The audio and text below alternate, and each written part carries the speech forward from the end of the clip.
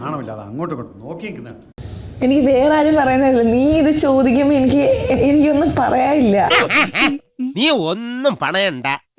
അന്ന് തൊട്ട് ഞാനിവിടെ ആരുടെ മനസ്സിൽ കയറാൻ പല കാര്യങ്ങളുണ്ട്. എന്നിട്ട് എന്തുകൊണ്ട് അയാൾ എന്നോട് പറഞ്ഞില്ല? കാരണം നിങ്ങൾ ഇവിടെ നിന്ന പല സിറ്റുവേഷനുകൾ, ഞാൻ കണ്ട സിറ്റുവേഷൻ എനിക്കുണ്ട്.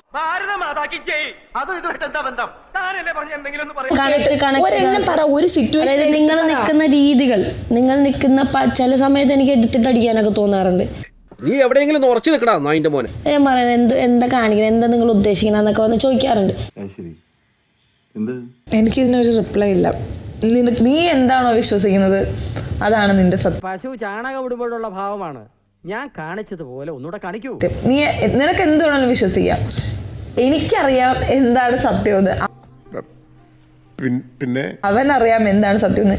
ഈ ലോകത്ത് ഇത്ര ആൾക്കാർ എതിര് നിന്ന് പറഞ്ഞാലും എനിക്കും അവനും അറിയാം എന്താണ് സത്യമെന്ന്. അവളുടെ അമ്മൂമ്മയുടെ കുറെ കണ്ടീഷൻസ് എനിക്കിവിടെ പേരുത്തങ്ങോട്ട് വരും.